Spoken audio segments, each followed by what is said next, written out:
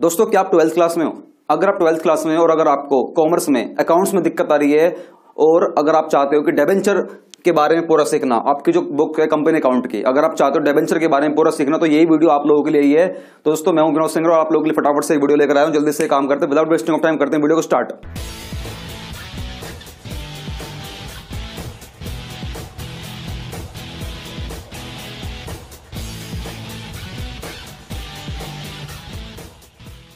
अब दोस्तों ये जो हमारा चैप्टर है ये हमारा इश्यू ऑफ डिबेंचर। सर ये डिबेंचर क्या होता है? डिबेंचर कुछ नहीं होता। डिबेंचर एक तरीके से ना, डरो मत, डिबेंचर कुछ नहीं है। डिबेंचर एक लोन है। अच्छा सर लोन तो मालूम है, लोन क्या होता है? हाँ लोन वही जो हम लोग बैंक में जाकर पैसा उधार ले आते हैं या किसी बाहर किसी थर्ड पार्टी से जाके पैसा ले आते हैं, दिस इज कॉल्ड लोन। लेकिन कंपनीज में हम लोग इसको लोन के शब्द से थोड़ा कम जानते हैं, यहां पर हम लोग जानते हैं डिबेंचर। क्या डिबेंचर? सर क्लियर हो गया, डिबेंचर मतलब लोन होता है। अब आपको सिखाने वाला हूं डिबेंचर का मीनिंग क्या है, और इसको सीखने से पहले आपको पता होना चाहिए कि हम लोग आज की वीडियो में क्या सीखने वाले हैं। आज की वीडियो में आप लोग सीखने वाले हो कि डिबेंचर का मतलब क्या है, डिबेंचर की डेफिनेशन क्या है, डिबेंचर कंपनी क्यों इश्यू करती है, क्यों बाहर वालों से लोन लेती है, इसके पीछे की वजह क्या होती है। आज की वीडियो में आप ये सीखने वाले हो। अब देखिए यहां लिखा है मीनिंग ऑफ डिबेंचर, मतलब डिबेंचर का मतलब क्या है। अब डिबेंचर का मतलब ये है दोस्तों, देखो आपने इससे पहले सीखा होगा शेयर्स के बारे में। जी सर हम लोगों ने शेयर के बारे में सीखा था। शेयर्स में क्या था कि शेयर्स कंपनी इश्यू करा करती थी, बाहर वालों से पब्लिक से पैसा ले लिया करती थी।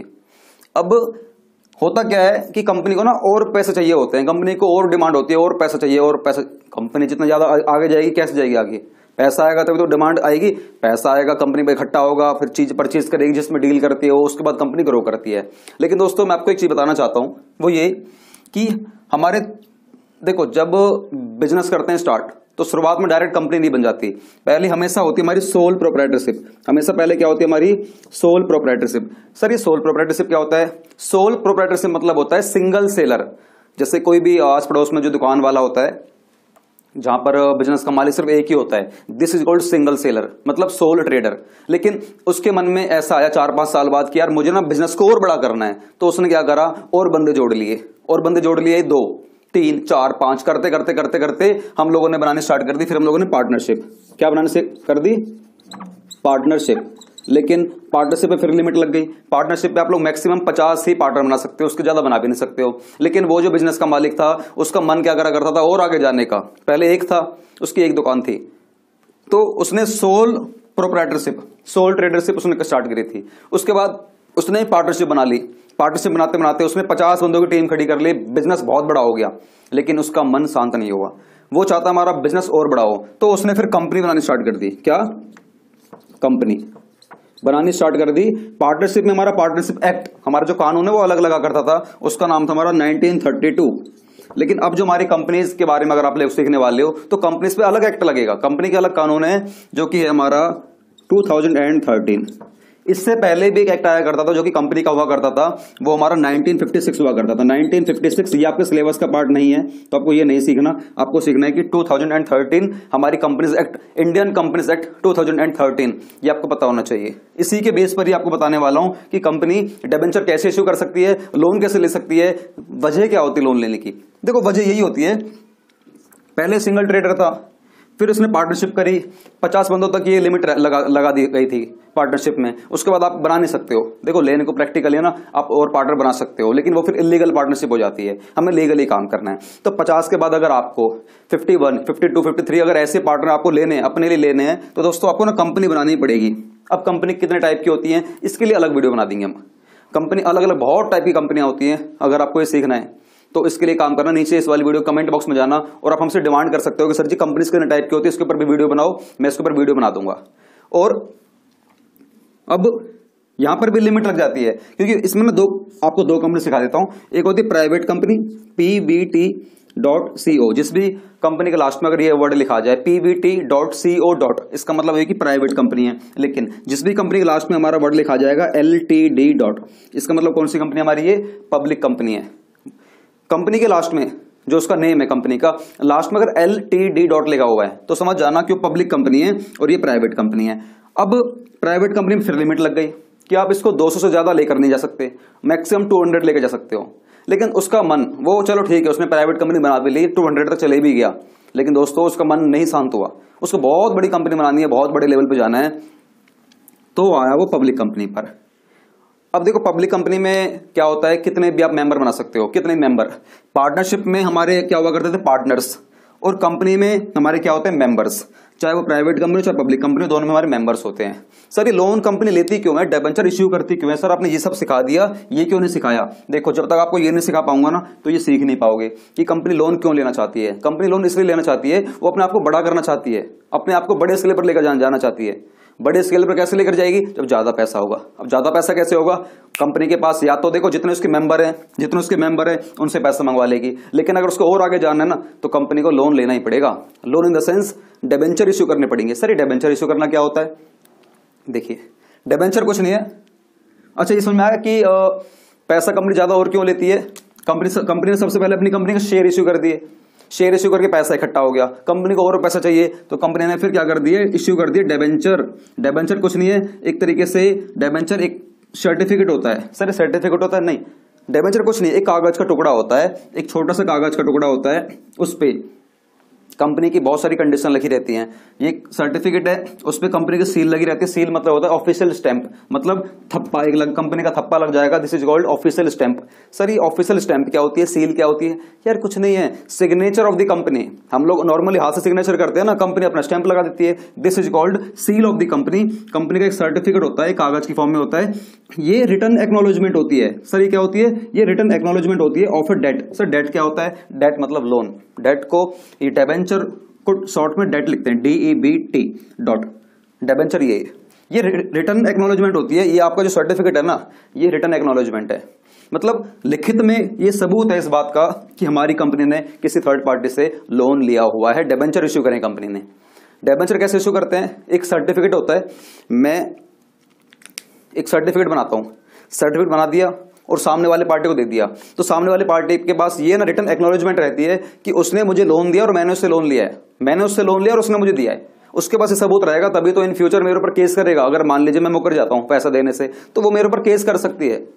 सर समझ में नहीं आया, प्रैक्टिकल लीजिए। ठीक है प्रैक्टिकल लेता हूं, जरा अवनीश एक बार आओगे आप आराम से।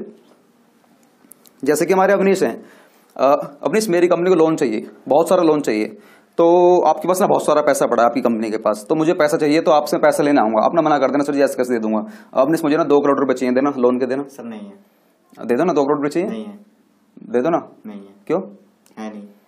नहीं है लेकिन देना नहीं चाह रहे ना आप? नहीं है। नहीं है। अच्छा है ही नहीं, नहीं। अच्छा तो ये एक अलग बात रही, लेकिन अभी बोलना आप है, लेकिन ऐसे बोलना कि ऐसे कैसे दे दूं, कुछ मतलब गिरवी रखवाओ या कुछ भी मुझे बताओ कि यार हाँ कब, ताकि कहीं बाद में तो मुकर गया तो फिर पैसे कौन देगा, ऐसे बोलना। यार अपने मुझे ना 2 करोड़ रुपए चाहिए, क्योंकि ना जब कंपनी, दोस्तों एक बात और, जब कंपनी डिबेंचर इश्यू करती है ना, ये हमेशा रखना वो लॉन्ग टर्म बेसिस पे लेगी। डिबेंचर ऐसे नहीं कि ये गुड्डे गुड़ियों खेल है कि चलो ठीक है 1 महीने के लिए डिबेंचर इश्यू कर दिया, नहीं। डिबेंचर लॉन्ग टर्म बेसिस पर होता है। प्रैक्टिकली जो इसका टाइम पीरियड लिया गया है ना, बुक्स में जो लिखा हुआ है वो लिखा गया है 10 ईयर्स से प्लस और अप टू 30 ईयर्स, बस 30 ईयर्स, 30 साल तक ही हम लोग डिबेंचर इश्यू कर सकते हैं। बस इसको थोड़ा पीछे कर देना, 30 साल तक हम लोग डिबेंचर इश्यू कर सकते हैं और 10 साल से ज्यादा के लिए होना चाहिए। लेकिन ऐसी बात नहीं है, 2, 4, 5 साल के लिए भी कर सकते हो, लेकिन देखो जो रूल है वो ये है 10 साल से प्लस होना चाहिए लोन। और लोन कितना अमाउंट होना चाहिए ये डेफिनेशन नहीं है, लोन कितना भी ले लो डिबेंचर इश्यू करके। अभी देखना, आपसे मैं लोन लूंगा 2 करोड़ रुपए का, ऐसा फिक्स नहीं 2 करोड़ का, आपसे मैं 10 लाख का भी ले सकता हूँ, 10 करोड़ का भी ले सकता हूँ, कितना भी। लेकिन हाँ जो टाइम पीरियड होगा ना वो 10 साल से प्लस होना चाहिए, 30 साल से कम होना चाहिए। इसके भी रूल हैं कि 10 साल से ऊपर किसके लिए हो सकता है, 30 साल तक किसके लिए हो सकता है, ये बाद में बता दूंगा। मैं आपसे लोन लेने आऊँ 2 करोड़ रुपए का, जी लोन दे दीजिए मेरे को। सर मिल तो जाएगा, लेकिन आपको उसके लिए मतलब या तो उस पर चार्ज लगेगा या फिर हाँ आप चार्ज ले लेना, कोई बात नहीं। जो भी इन्होंने बोला चार्ज ले लेना, जबकि मैंने आपको बताया नहीं था, लेकिन आपने बता दिया है। जो इन्होंने बोला चार्ज ले लेना, देखो सीधी सी बात है, आप मुझे लोन दोगे तो पैसा तो कुछ लोगे, चार्ज तो लोगे, बताऊंगा आगे, उसे बोलते हैं, चलो बाद में बताऊंगा। आप बताइए। और चार्ज या तो चार्ज दे दो या फिर अपने आप कुछ गिरवी रख दो, मकान हो गया या कुछ भी। अच्छा मकान वगैरह या किसी भी चीज का गिरवी चाहते हो? देखो मैं ना गिरवी पे अभी आपको कुछ नहीं दे सकता। मैं तो आपको अपनी कंपनी के शेयर भी दे सकता था, लेकिन शेयर मेरी कंपनी के पास है नहीं। लेकिन हाँ मैं ना आपको एक पेज पे लिख के दे सकता हूँ, एक कागज के टुकड़े पर, जिसपे हमारी कंपनी का नाम लिखा होगा, हमारी कंपनी की ऑफिशियल सिग्नेचर। ऑफिशियल सिग्नेचर मतलब होता है स्टैंप ऑफ द कंपनी, मतलब ठप्पा, सील ऑफ द कंपनी आपको लगा कर दे दूंगा। उसमें सब कुछ लिखा होगा। ऐसे बोलना क्या क्या लिखा होगा, क्या क्या लिखा होगा? हाँ ये सब लिखा होगा। देखिए return acknowledgement of the company of a date, कि आपने मुझे लोन दिया होगा, इस पर ये लिखा होगा, और मेरी कंपनी ने लोन लिया है ये भी लिखा होगा। इससे क्या है कि आप ना सिक्योर हो चुके हो। अब दूसरा लिखा होगा उस पर टर्म्स। टर्म्स मतलब कंडीशन लिखी होंगी, जैसे कि repayment of a principal amount. Principal amount मतलब जितना मैंने लोन लिया है, 2 करोड़ रुपए का लिया है ना, इसे बोलते हैं प्रिंसिपल अमाउंट। तो मैं कब आपको रीपे करूंगा, रीपे, तो ये भी उस पर लिखा रहेगा। मतलब रीपेमेंट मतलब पता तो होना चाहिए ना आपको मैं कब पेमेंट करूंगा, जैसे कि 10 साल बाद करूंगा, तो ये लिखा होना चाहिए उस पर। दूसरा लिखा होगा स्पेसिफाइड डेट, कि किस दिन पेमेंट करोगे, आपने किस दिन लोन लिया है, कब पेमेंट करोगे, सब कुछ लिखा होगा। Number 3 percentage of interest. इसको ना वैसे कंपनीज में ना कूपन रेट का नाम जानते हैं, किस नाम से बोलोगे? Coupon rate. हाँ, कूपन रेट का नाम जानते हैं इसको। इंटरेस्ट रेट नहीं बोलते कंपनी में ना, इंटरेस्ट रेट तो नॉर्मल बुक्स में लिखा हुआ है, लेकिन प्रैक्टिकल जब डील करोगे ना वहाँ कूपन रेट बोला जाता है, याद रखोगे। तो कूपन रेट लिखा रहता है फिक्स परसेंट से, जैसे आपने बोला था अपने आप ही कि सर कुछ परसेंट लूंगा, ब्याज लूंगा, तो वो भी लिखा रहता है कंडीशन में। अब पता आपका फायदा होगा, अब मैंने बना दिया कागज पे, मैंने आपको पकड़ा दिया, मान लीजिए वो कागज एक यही है, मान लीजिए ये कागज है, ठीक है ना, मैंने ऐसा कुछ लिख दिया, सारी कंडीशन आपको पकड़ा दिया। अभी आपके पास है ये इतना बड़ा प्रूफ है आपके पास कि इन फ्यूचर भविष्य में ना आप इसके बेस पर मेरे पर केस कर सकते हो अगर मैंने आपको पैसे नहीं दिए तो। दिस इज इसे बोलते हैं दोस्तों डेबेंचर सर्टिफिकेट। क्या बोलते हैं इसको? इसको सर्टिफिकेट, इसको बोलते हैं डेबेंचर सर्टिफिकेट, जो मैंने इनको दिया है।